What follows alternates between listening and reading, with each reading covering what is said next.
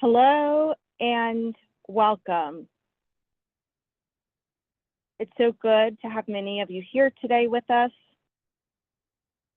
My name is Stacie Hoffmeister, and I'm the head of Wealth Management, Diversity, and Inclusion at Morgan Stanley.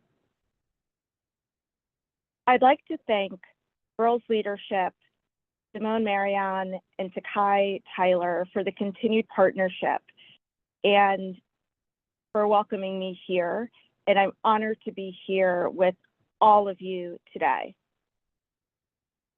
Our firm is thrilled to have been partnering with Girl Leadership since 2020 and to have sponsored key research such as Ready to Lead, which explored factors that deeply impact Black and Latinx girls' leadership identity, aspirations, and skills, and now why we lead, understanding and supporting the leadership of AANHPI girls and gender-expansive youth, the first ever national study of AANHPI girls and gender-expansive youth. Through our growing relationship, we are able to continue to partner on thought leadership and amplify girls' leadership's work to our employees, partners, and society at large, and that's a really exciting thing. At Morgan Stanley, we prioritize the support of our people and families and continue to build a workforce that is representative of the communities in which we serve, live, and work. And Morgan Stanley continues to champion DEI with our newest core value, commit to diversity and inclusion, and through the Institute for Inclusion by supporting investments in underserved communities and accelerating our own internal efforts. As we universally face headwinds in the current DEI climate, we all must remain steadfast in our goals and in this work, and in our commitments to this work and all that we do by empowering our youth to speak up and lead. This is vital in our process. So I'm excited by the learning and collaborating that we will all do here today, and I look forward to all of our continued and collective work by our community and for our community. So I'm thrilled to introduce Christine Coe. She's a music and brain scientist turned multimedia creative.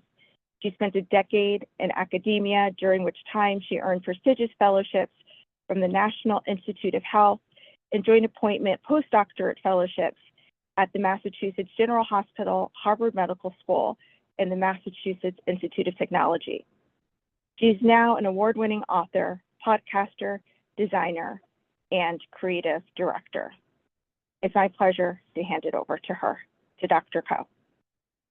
Hello, everyone, and we are just so delighted. Thank you, Stacie, for that kind introduction and for the support of Girls Leadership. I love this organization. I even have the hoodie. I recommend you all get your swag.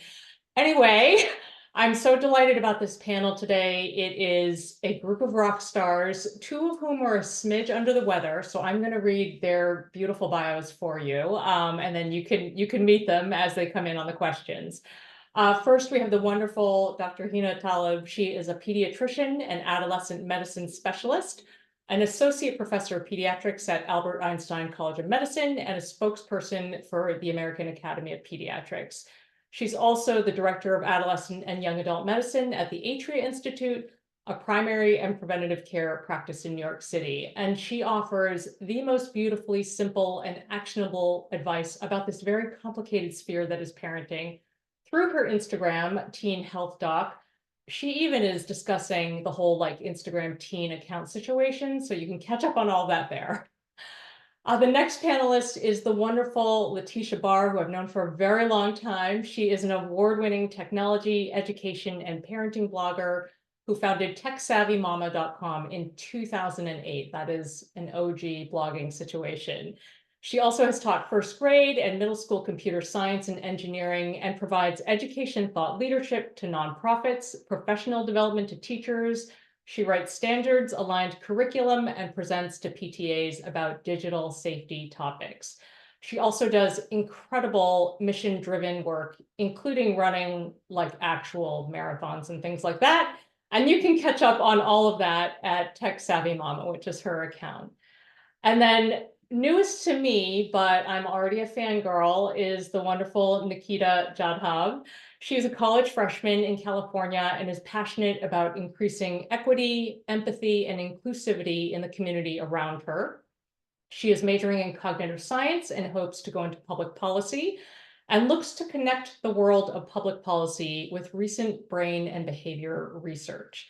She was selected to be part of the Girls Leadership Report research team, and this study is especially important to her as it provides the unique opportunity to offer the support to AANHPI girls that previous generations may not have had in order to make generational, long-lasting change for the better. I can say I was not this aware about the world when I was your age, Nikita, so all the snaps for you. Now, as we get rolling, I want to jump into questions right away so you can hear from our incredible panelists. And before we do that, I just wanted to invite you all, as well as our panelists, to share your generational status and, if relevant, the ages of your kids into the chat. I'm a child of immigrants, so technically second generation or first to be born in the US, and I have a 13-year-old and a 20-year-old. I had to think about that. She just hit the second decade. Okay, and also please feel free to drop questions into the chat as well as the Q&A module on the bottom of your screen. People from Girls Leadership will be monitoring that, and we will have time for Q&A at the end. Okay, let's get to it. Nikita, I'd love to start with you. First, congratulations on being one of the 17 of over 500 applicants selected to be part of this research team. As the person who is closest to the setting at hand on this panel, I want to ask you a question about schools. The report found that while schools can be a major source of community for AANHPI girls and gender-expansive youth, 42% consider school as their community.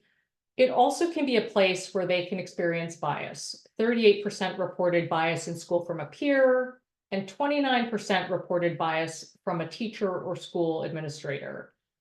So I'm curious, big question, but what do you think parents and caregivers can do to best support youth? I'm thinking specifically, how can we create a culture of trust and safety so young people feel like they can disclose? And then what, if anything, can be done inside school walls? No, thank you so much, Dr. Goel. Like, that's a great question. And the way I interpreted it, I see like the two parts. That first part being more at home, and then that second part being what can be done in school walls to create more of those safe spaces. But before I start off with those two parts, I did want to share like my generational status. I am currently 18 years old, and my parents immigrated from India. I'm currently a college freshman, and I'm the oldest daughter in my family. So navigating all of this has definitely been a great experience, and a moment of pride for our family to, I guess, just be in this country and and have the opportunity to be navigating all of this. So also to share a little bit about my leadership journey, having established that I am first generation with my parents immigrating here, so I guess second generation as well. But I grew up in a predominantly white elementary and middle school, and I shifted to a very diverse high school. And for a long time, because of just my experiences growing up, I didn't feel like I belonged in the room, sometimes being like the only person of color in a classroom. And honestly, like sometimes when students are growing up or when kids are growing up as sometimes the odd man out, it's very hard to break out of a mindset of feeling like a nuisance and feeling like just because you're a little different, just because you don't just because you don't understand certain things or fit into certain like whether it be stereotypes or cultural norms, it's difficult to, as like when you're young, feel like you're not necessarily like a nuisance on those around you in a room. So it's very hard to break out of that. And another thing that is important, another factor into all of this is that sometimes on the AANHPI side, there's the balancing risk averse and then balancing the risk taking. So one of the things that one of my fellow AANHPI Youth Research Council members mentioned, Yeji, who's amazing. And if you ever get the chance to hear from her, you definitely should. You should also go back to listen to her speech from our research launch in San Francisco a couple months ago. But excuse me, she mentioned that it's difficult to balance the dichotomy of values. And I loved that. I love how she articulated that. So sometimes from my side, from my family, I would get encouragements to keep my head down, stay silent, not take these risks, just focus on yourself, like do what you have to do and just get out of there. Whereas on the other side, I was encouraged to, it's that dichotomy in values, right? So on the other side, I was sometimes encouraged to take those risks and push those boundaries and make myself heard in a room, right? So but I do want to mention, so I mentioned all of this because I want to establish that there's a lot of nuance in it. And it takes a lot of development to recognize yourself as a leader and see yourself as viable to lead things. But again, there's a lot of nuance with it. Sometimes it's not necessarily just from your AANHPI side that's encouraging you to be more risk averse. So again, the reason that I share all of this is because I want to establish that I think when trying to navigate different parenting styles and what you want to choose, at least what I've heard from talking in the past to people and to parents that are second gen, just like me, and kind of envisioning what I might be like when I grow older. I think there's a lot of picking and choosing which parts of your parenthood or your experience growing up that you want to pass forward to your kids. And I think that sometimes it can get easy to get into the mindset of, oh, like all of these things, or I think it's easy to categorize and just say that these strategies from my first gen parents perhaps were more risk averse and maybe were not as conducive to leadership, right? But I do think I mention all this because I do want to establish this nuance and explain that there is actually a lot of these strategies that my parents passed down to me were actually very conducive to leadership too. So an example here is just the care that they express towards others and guests. Just growing up, that strong culture of community. I remember whenever we would have a guest, genuinely our guests would be treated like God, and I know that goes for a lot of cultures. And I think that sense of community that was really rooted in provided an example for me when I grew older to continue that sense of community. And I want to throw out the girls' leadership definition of leadership, which I love, is making others better as a result of your presence. And that is so rooted in community. And that is so what first generation parenting kind of preaches too. So I do want to establish that again, I know I've repeated this, but again, not all first generational strategies are not conducive to leadership. Many of them are, and it's so important to remember that nuance when you're figuring out how you want to go about it.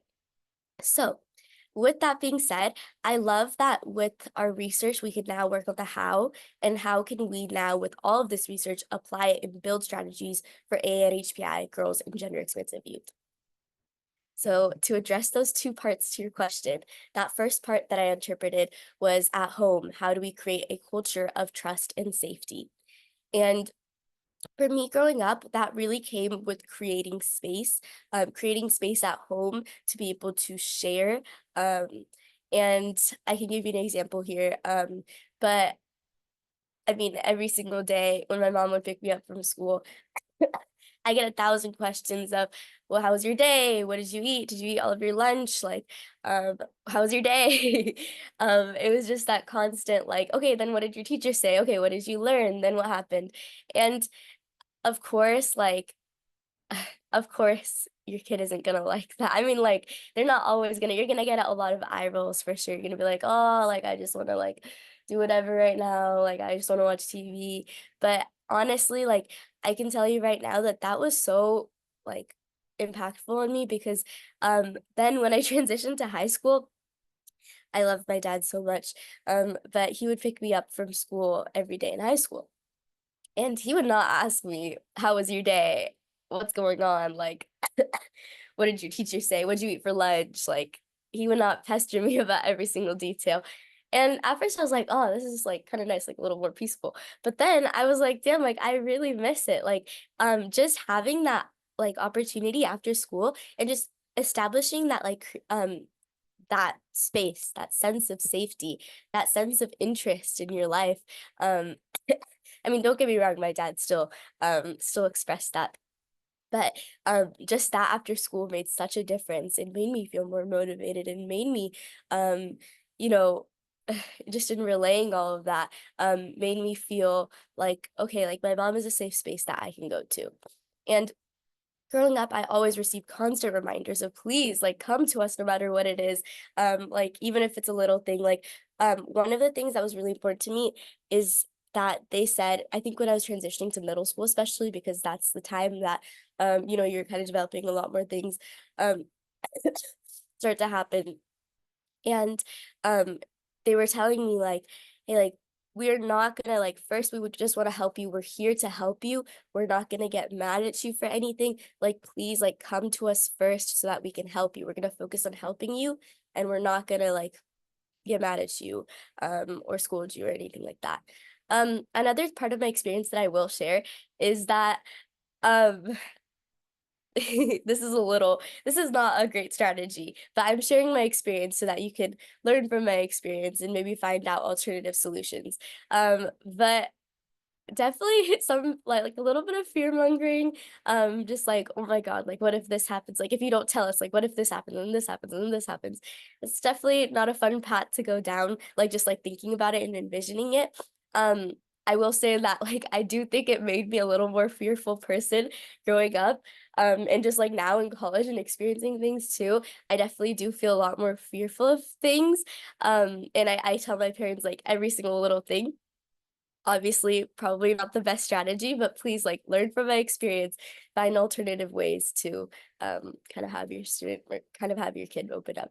Um, Another last thing that I'll mention for part number one is giving a space to be bold. That is so, so crucial. Like I can give you an example here too of I was 12 years old and I asked my parents like I want to have a sleepover. Like I asked like, can I have a sleepover with 9 of my friends? And like now that I'm older, I'm like, wow, that's a lot of work. And obviously they were like, no, like we're not gonna have a sleepover with like 9 to 10 of your friends. And then I was like, no, like why? And then my parents were like, wait, what are you doing? Like, why are you getting cranky? Like, we said no so that you can negotiate. Like, negotiate with us. Like, come on, like, tell us why. Tell us why we should say yes. Like, they said a flat out no, but they were like, no, like, come on, like, don't take no for an answer. Negotiate.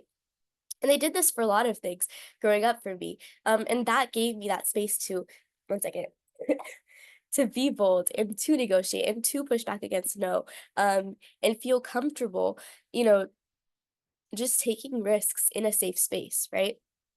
So I think the moral of the story here for part one is for at home, how do we create a culture of trust and safety? Creating space. You will get eye rolls, don't get me wrong. It will take a lot of patience, it will be hard, but please do take that time to create space and like ask your students or ask your kids how their day was and ask how they're doing. I think growing up, like my parents' love language was also like providing food, cutting up fruits. And I think that's also a great way to provide interest and express interest in your students or in your kid's life. But I also think that just that questioning after school goes a long way as well. Yeah, And again, Nikita, I think this is so wonderful, and I just want to underscore what you said about the importance of community and creating that, what we can learn from our families across generations and the importance of community and family, as well as being bold.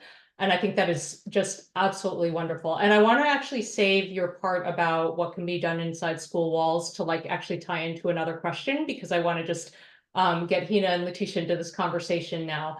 So hold on to that thought, because I know you have thoughts to share on that element too.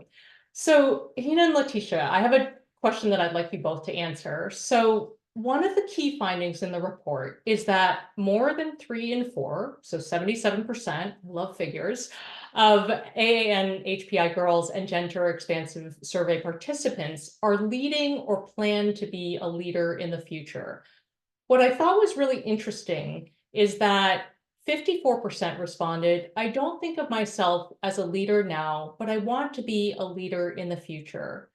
So I would be so curious, given your experience professionally as parents, if you could share a top recommendation for how to cultivate leadership identity in youth to encourage like an earlier shift in self-perception as a leader. Hina, is your voice up to starting? Yes, sure. Thank you. Thank you, Dr. Ko, for having us here. And Nikita, just listening to your words made me like flash through my adolescent and young adult years and made me think about my parents as well. So thank you for describing so beautifully what it is to be, to have walked in your shoes. So yes, I am sort of a smidge under the weather, but we're all good. So I'm Dr. Hina Talib. I'm a pediatrician and an adolescent medicine specialist, and I really only take care of teenagers in the 10 to 26-year-old age range. And this is such a very important question of how do we shift that self-recognition towards leadership roles earlier, because we know that this is important to not be something that's presented to a young person at age 20 when they're at college. We want them to sort of have this ingrained and exposed at a much younger age. And I think some key things that I would share are, really what we're doing here today is so important towards this goal, but visibility, mentorship, and then something that's very specific to like how you engage with the young person. And something that we do in adolescent medicine all the time is being strengths focused. So I'll start with that point. It's so important as to when you're working with young people and when you're trying to inspire early leadership skills is to reflect strengths back to them, because they sometimes just don't know. And as Nikita was describing, there are strengths that we have in our community, in our cultures, that we don't necessarily label or think of as leadership skills or leadership potential, but they truly, truly are. And so sometimes just very simple reflection back of what their strengths are and starting conversations, starting big moments, big decision points in your life based on a child's or a young person's strengths is very, very important. So whatever we can do to help them recognize that, screen for that, talk about that, I think at younger ages is important, and give them agency, especially as younger children, lower school children become middle school children, become high school children. Whatever we can do as parents to let them have choice, to let them have voice, and to be their voice when in, like voting or in places where they can't have that voice, but say we're doing it because of them or in honor of them or in their name. I think that agency is really important to model ourselves as parents and as leaders to our children. And then visibility, what we're doing here, what we see in media, especially in social media where a lot of our youth are, it is so important to have visibility and then mentorship. And I think we could talk on and on and on about the importance of mentorship. But I'd love to hear what Leticia has to say. Actually, but Leticia, before you get there, Dr. Talib, could I just ask you one follow-up? Because people often need a little bit of help with like the language, and I feel like this is like your ninja superpower online. Could you give an example, like just like a role play, just a quick example of what it would look like to reflect back with a strength focus? Yeah, so when I meet a young person, I often will ask and this is so awkward for them sometimes in a pediatric setting, but I will ask the parents to take a moment and just brag about your child or your teenager in front of me and in front of them. And let's start the visit that way, because we know we're going to it's a health visit. We're looking for risk and we're looking for screening and we're looking for ways to optimize. But when you start from this point of just having your parent brag about you in front of you, it can be very moving. And then when you have the parent step out of the room, when I'm speaking to the young person, I want to hear from them. What are you most proud about for yourself? What are things that you feel that you are doing well in the world or for other people?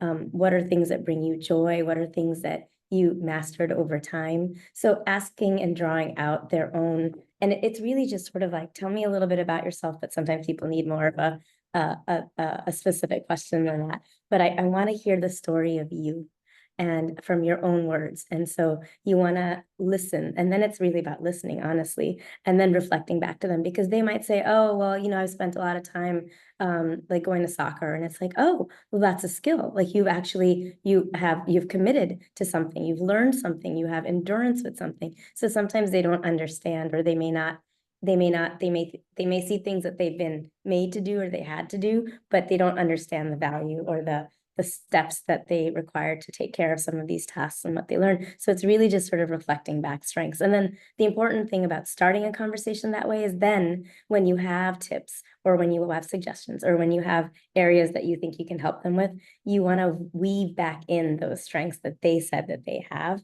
and use them for them to accomplish their next step. Ah, beautiful. See, ninja tips. I love that so much. And that's a great seasonal example with the soccer too. Leticia, your thoughts on this question?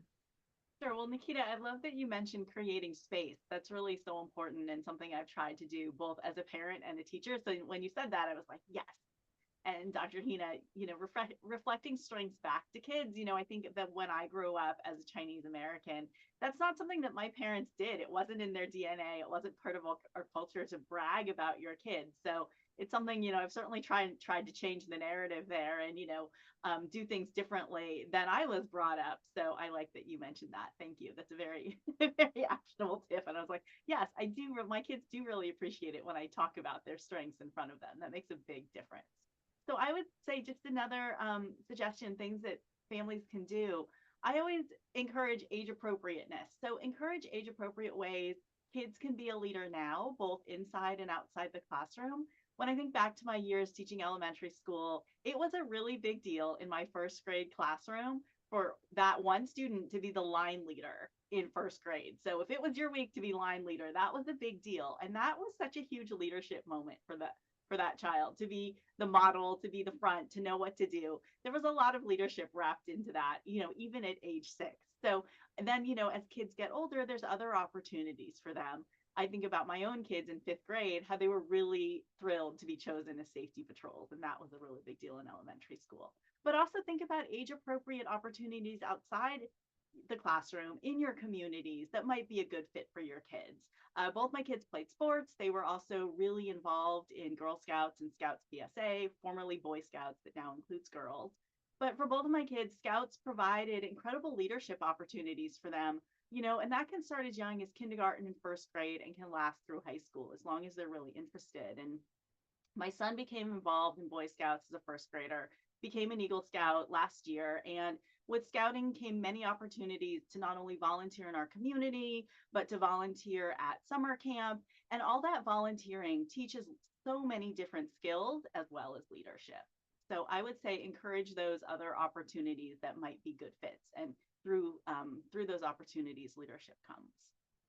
I think that's really, really wonderful. And it has been fun to see your kids thrive in their different lanes, since I know you personally as well. Nikita, I believe you had an anecdote that you wanted to share related to this question. Yeah, I definitely can. Okay, so I would say I like what you mentioned. I liked what you mentioned, Leticia, just about being able to throw that sense of authority back to them and provide that opportunity for leadership. I will say that like growing up, like having just that opportunity is so like catalyzing. I remember one time, it was in 3rd grade, and just like um I was always seen as like kind of the quieter like student in class, and just like being more in the background, but then and I was having a hard time like adjusting, having shifted just to a new school, right? So then with my teacher kind of encouraging me, and then encouraging me to run for class president, and even being on the quieter side and getting class president, that moment was just so catalyzing for me to actually view myself as a leader. So shifting that authority back is just so crucial. I have one little example of also like growing up, my dad would always, when I was like 6 years old, my dad would always say like, go ask people yourself, right? Like I'd have like I don't know, like say like a tissue paper or something, and I'm 6 years old, and I'm like, okay, like I need to throw this away. Where's the garbage can? He's like, I don't know, like go ask the waiter. And I'm like, okay, do you want to go ahead and ask the waiter? And he would say, no, like you go get up and ask. And I would have to go find the trash can or find the bathroom and go by myself, right? So just having that opportunity to just like have that sense of autonomy, even when it's uncomfortable, just shifting that back goes a long way in self-perception as a leader. I think that's such a great example, Nikita. Also, well, first, I love that you got elected class president, like not being the biggest and showiest voice, like that's so fantastic. But I love that example you just shared also about your dad, because it's just like an everyday moment of encouraging agency. So I love that for, our parents and other folks in the room who support youth. Dr. Talib, I'd like to bring it back to you. So I think we can all agree that negative life experiences impact us in many ways, many dimensions. And given that you are an adolescent medicine specialist, I'm really curious about your thoughts on the report's finding that generational immigration status impacts emotional and physical safety. Specifically, a staggering 90% of first-gen AANHPI youth reported experiencing negative bias. So how can parents and also practitioners best support the wellness of first-gen youth? Yeah, so bias is, I mean, this is probably not surprising to people who have walked this path, that they felt that this, although the number is high, I also think that a lot of people are nodding their heads and feeling like yes. And so as in terms of being in a clinical setting and in pediatrics, we are working so very hard at the American Academy of Pediatrics to recognize racism and bias and its effects on health, child health, and teen mental health much more actively than than I think we were even 10 years ago. And so there's been a lot more research in this area. There's been a lot more attention in this area. And in terms of advice that we share amongst each other, representation matters. So it is important to have physicians be as best you can to have representation in your clinical practices. And then just this awareness, if we aren't aware, or if we're not even asking the question, because many times these questions are not asked. Do you feel safe? Have you felt targeted? Do you feel bullied? Do you feel bullied because of this? Or do you feel in whether the impacts could be in school, in social situations, could it be outside of school? And so there's a lot more attention to it. And I do think that pediatricians are having more of these conversations, because we do recognize that bias directly impacts health. It can impact everything from self-perception, risk-taking, body image, our leadership potential, or our ability to have agency. And so it is, and I will say, as a parent, wearing my parent hat, if you are concerned, or if you want to make sure that your pediatrician has these conversations, don't hesitate. Or I'm going to give you the agency as a parent to ask your pediatrician before they see your young person, hey, this is something I do want you to address, or just to check in on. That happens to us all the time as doctors. And it really helps to know coming into a visit that these are the 3 things that are on your mind. But if you want us to check in, we absolutely can and will and should check in. So this is just, it's very real. I think it's well studied now. And we need to be more deep in the weeds, honestly, that we actually are screening for it and are helping youth have action plans around it.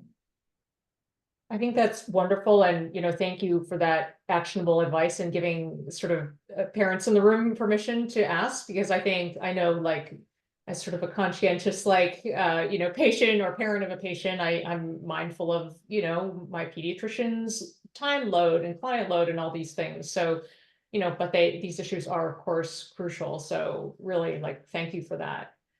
Leticia, I want to turn this question sort of in your lane, because obviously teachers have tremendous power to help dismantle bias. Another finding in the report was that 68% of teachers reported being aware of generational differences among AANHPI youth, though only 1 in 5 teachers discussed generational differences in their classroom. So that would be 20%.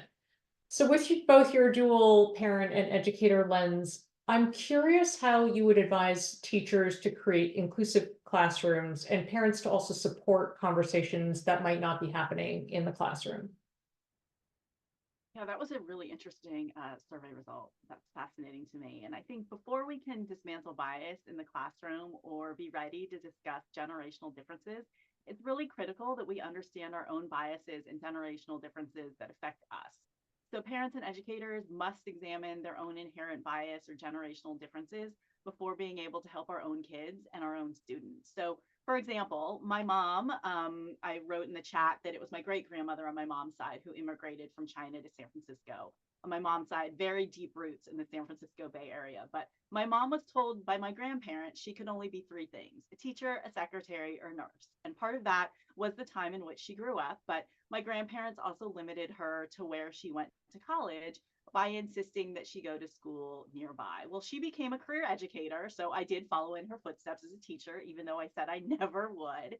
But she understood the generational difference between how she was raised and the things my grandparents told her what she could and she couldn't be, and how she wanted to raise me. So I was told I could go to college wherever I got in, and I wasn't given any parameters about my career. So thinking about those things, like she made a conscious choice in the things that she did or didn't tell me, and the freedom really that she gave me and my brother. I think especially me, being a young woman and knowing her experience, I think back on that. And, I've also tried to model that with my own daughter.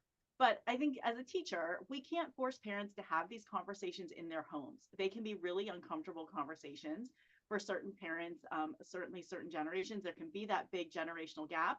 But we can model what this looks like through our interactions with families when they come in the school building for things like back to school night, parent teacher conferences, and community building events. I think that's a really great opportunity to help bridge the gap and really model the kinds of conversations, the ways we discuss these things with parents by sharing what we do as teachers. So we can help parents realize that their kids are learning amazing skills by being leaders in positions or fields that they might not think is acceptable. We can give them the tools and resources they need by being more accepting and helping them feel comfortable approaching these topics in their homes, and really through sharing best practices. Like sharing common language is really important. Give them those scripts, like Dr. Talib said. And in my classroom, I worked really hard to be a teacher my students felt comfortable coming to. I wanted to be their trusted adult. They knew my door was always open and I was always there to listen to them. By making time and creating space, like Nikita said, my students really talked to me about all kinds of topics that went well beyond what they were learning in school. And many times I did have a lot of Asian students who came to me, and I did get to hear about their generational differences between their parents and even their siblings.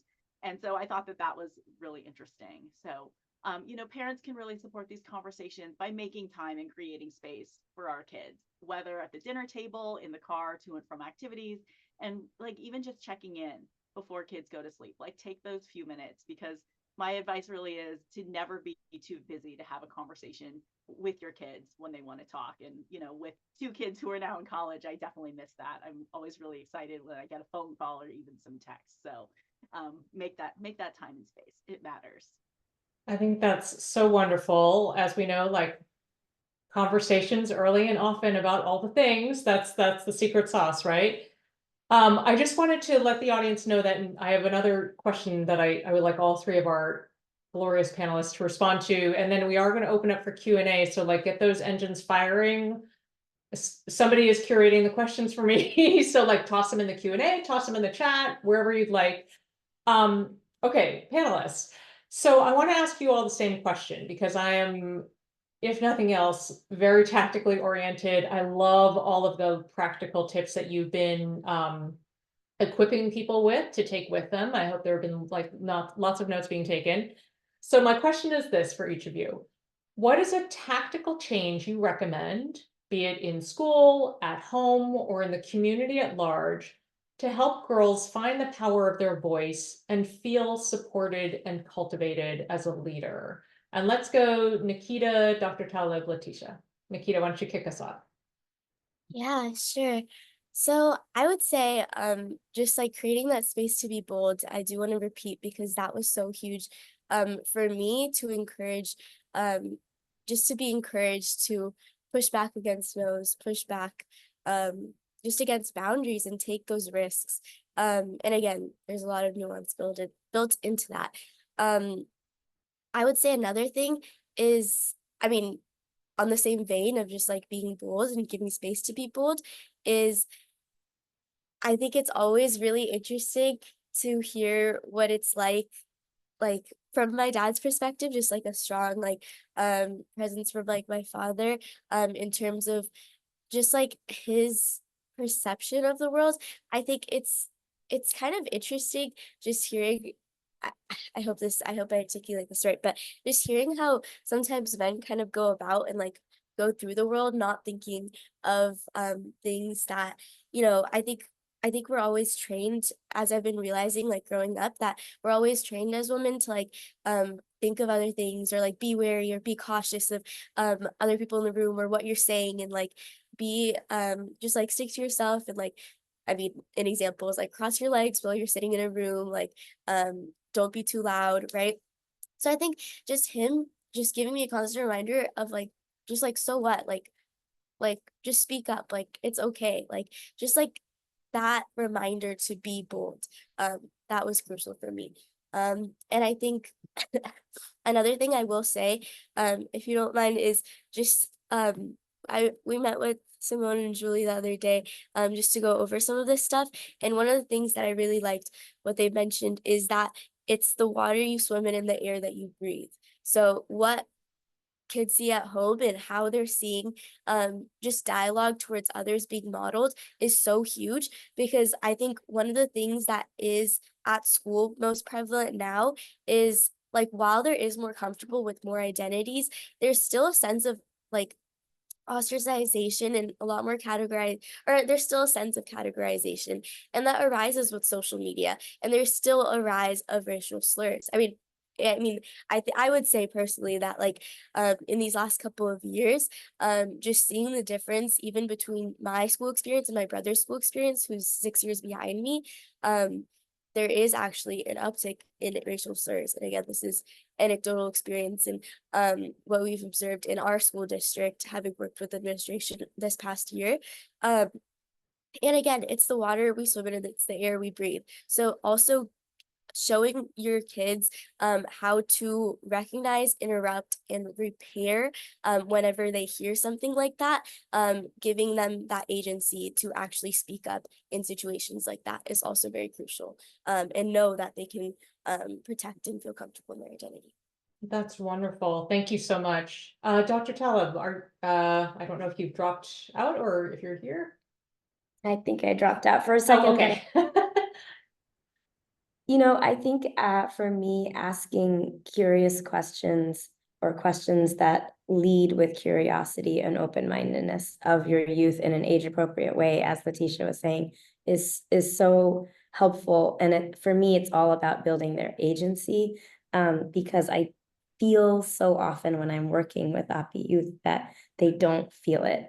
And part of it is the culture, the environment, the expectations, and part of it may, are internal factors. But so I like to ask a question when it's a very little kid. If you could have a magic wand and change anything about this situation, what would you change? And I just love to hear what they might say. And that situation could be about a challenge that we're facing that we're trying to help, or it could be about something that they enjoy that is perfectly, something that they just want to tell me a little bit more about. And you can ask, so that, you can ask that magic wand question. And as a kid is a little bit older, you can ask more specifically in terms of whenever you're presented with a decision point or a question or a next step in a project. Really, really, instead of, it's so like we as parents and in our culture is like we so very badly sometimes want to give the answers or to guide as best we can. It's again an act of love of being able to, the scaffolding of our youth is an act of love, and the sort of supporting them as best we can with all sorts of academic and extracurricular and other resources. It's sort of it's sort of a drive, but really putting them in the driver's seat instead and listening to them and asking them, how would you like to organize this schedule?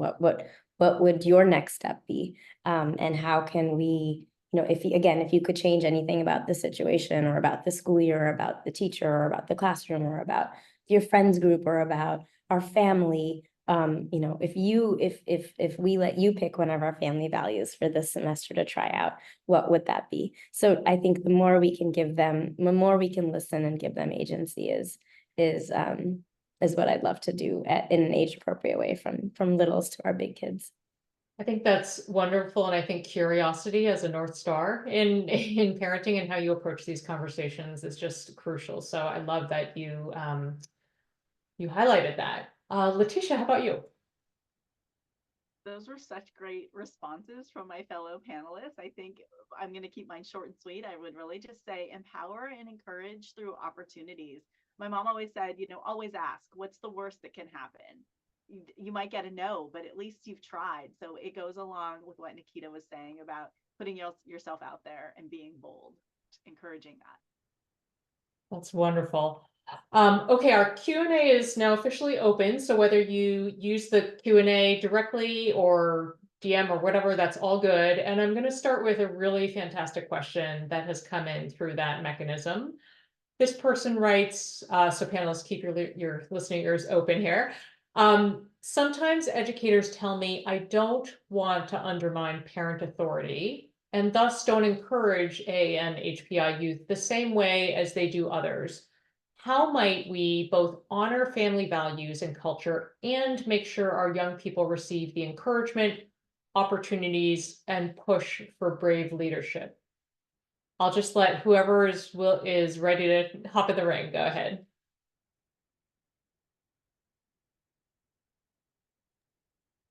I'll start. I mean, I think in talking to so many of my AANHPI students, they are balancing, especially first generation students, they're balancing what their parents want for them and what they see and want for themselves.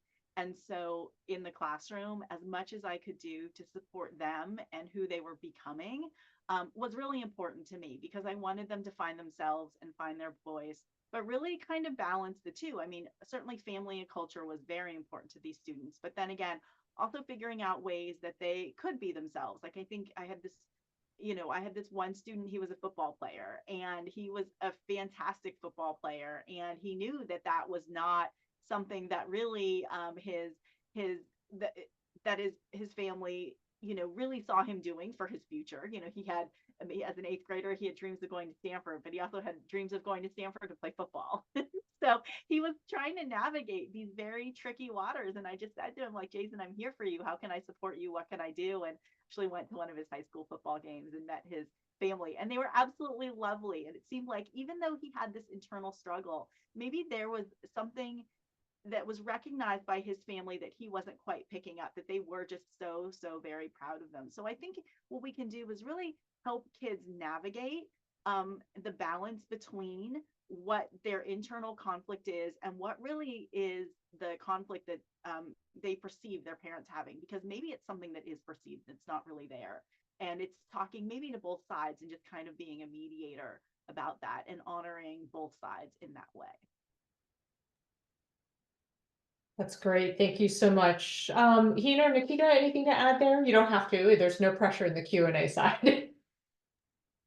I think for me growing up, I think it's important to remember to refrain from making assumptions. Sometimes like research findings can be, I guess like when tried or when communicated, sometimes they can be mainstreamed. And a lot of times it's important to recognize that there's a lot of nuance within the AANHPI community. So it might not always apply that you'd be undermining parent authority by encouraging AANHPI leadership, right? So I think just remembering, like, I think growing up, I would always get comments from teachers that would assume that my parents are, I don't like this phrase, but quote unquote, like tiger parents. And they would always, I don't know, just like whenever I I go back and I'm like, oh, like, what about this question on my test? Like, I want to kind of learn more. I think they would assume that like, oh, I'm scared of my parents. Like, I don't want them to see my test score. Well, that wasn't necessarily the case. So just like leading without making assumptions. And then also in terms of balancing those two sides, I would say, again, placing students at the center and having them have that agency to, I like what Dr. Talib said of being in the driver's seat and making those decisions. But yeah, placing them at the center is so crucial.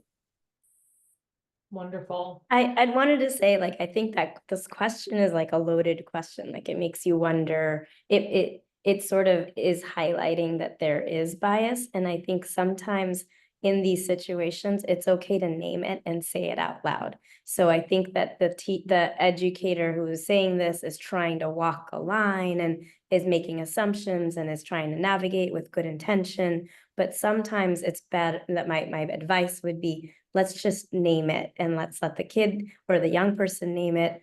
Let the educator name why they're like, say, I'm wondering if this is a culture, just because instead of assuming things when it comes to our youth, as Nikita said, there's so much nuance, there's so much change. I mean, we are just absolutely not a monolith, and then we're also generational. And so these assumptions and these the idea of a tiger mom and this and that, like, there's just so much more nuance to that. But let's just say it out loud. I'm wondering if this is coming from you or coming from your parents.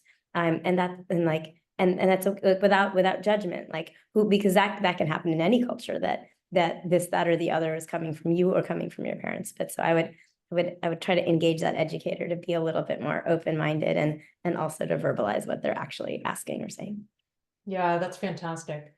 I have another tough one for y'all, or just like a challenging scenario, and one that I actually don't know the answer to. So the question is, are there offerings for students who wish to advocate for themselves or peers in school settings where teachers and administration may not be trained in recognizing bias? Some schools are comfortable talking about SEL and anti-bullying, but not bias and anti-racism. I'm so very curious about this one, if anybody has thoughts.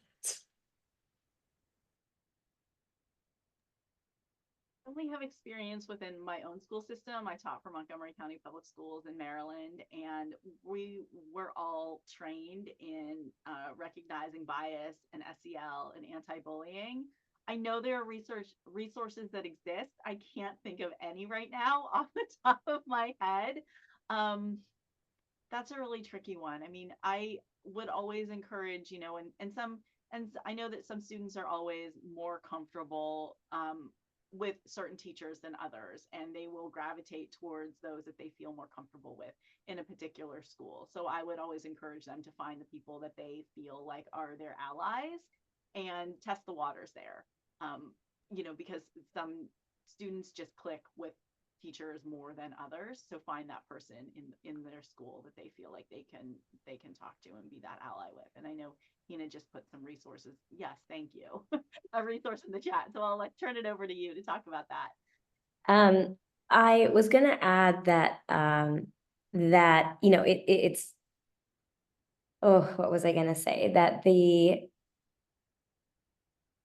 that sometimes if the space doesn't exist, create it yourself. So youth culture clubs, youth or like affinity groups within schools. Sometimes the affinity groups are just students, and sometimes it's students, teachers, parents, or parents and students. So, but if the spaces don't exist, again, this is one of those opportunities perhaps for our young people to grab a few, maybe having to look outside of their grade and looking at, I mean, I love it when upper schoolers and lower schoolers combine for culture clubs, but creating some of those spaces so that they have a place to talk about what they're facing or what bias they're seeing in their local community. And then ideally, if you can have one or a teacher in the school environment that can also be there with you. It's very, very true that these SEL SEL is really finding a stronghold within most school curriculums.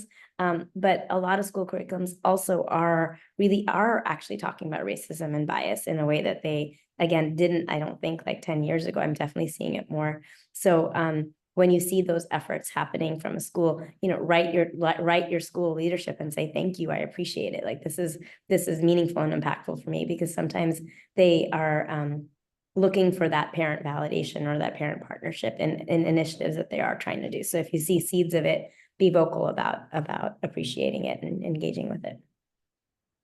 I think, unfortunately, there is a lot of backlash these days about work when it is related to racism and bias in schools and in other places. So I think it's on us a little bit to, again, help our schools partner with our schools when they are trying to do this work. That's such a good point. And I hope everybody's feeling fired up because there are all these like tips to do stuff. Like, let's do some stuff and make change. Now, I only have a couple minutes before I need to hand the reins back over to the girls' leadership team. So I do have one last question I would like to ask you all panelists. I'm going to tweak my original question. So the question is, what do you wish someone had told you, or perhaps what are you grateful that somebody told you about your leadership potential when you were younger? Nikita, do you want to start? Yeah, sure. It's such a profound question because I think this is a good opportunity. But I wish that someone would have told me that I belong in a room. I think that would have been really helpful for me. I honestly think like this leadership development process is one that is like iterative. So like even when given opportunities, it takes a lot of time and reminders to be able to get to a position where you not only see yourself as a leader and practice being a leader, but also to feel that you belong in a room.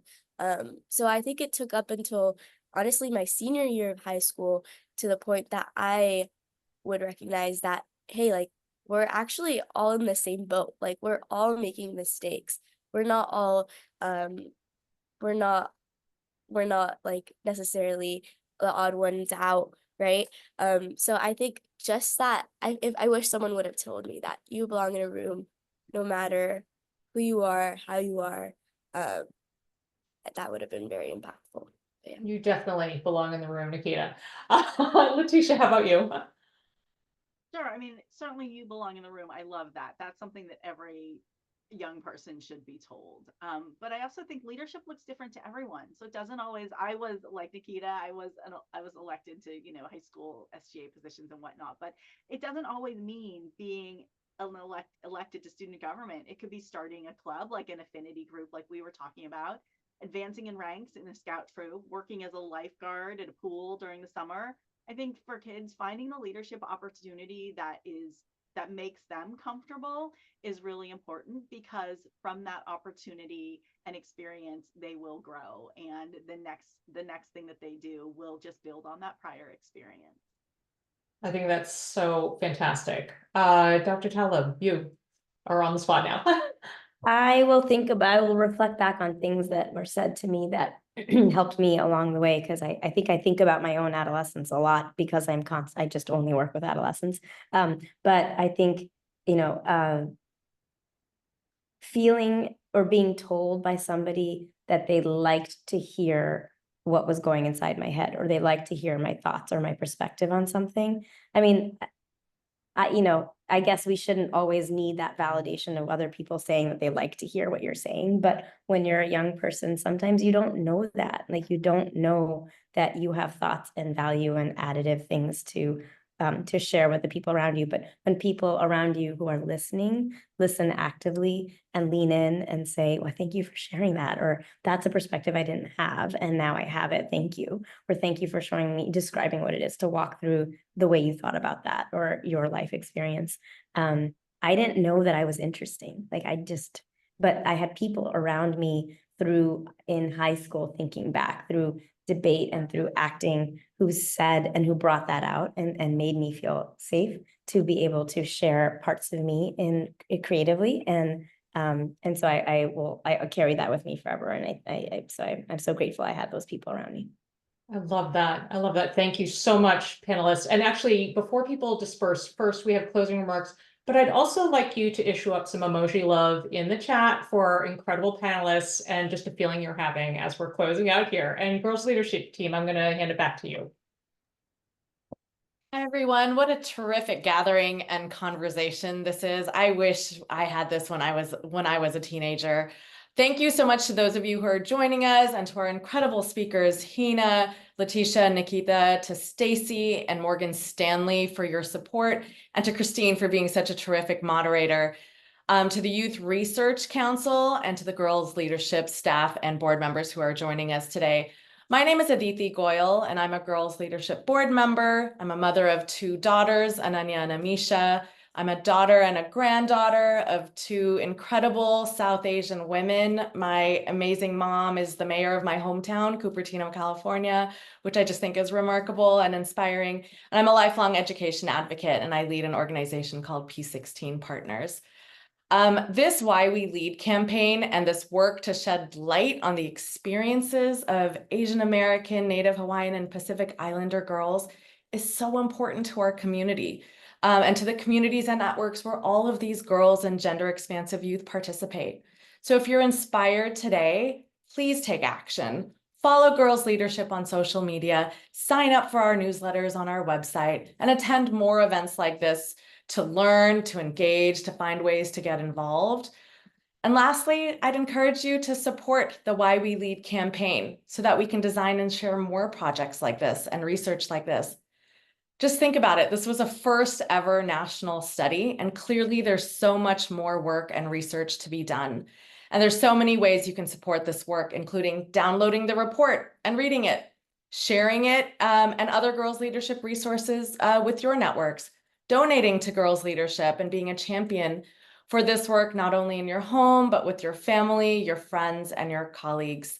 So I know we're at time, so I just wanted to say again, thank you so much for joining us today, and we look forward to seeing you again.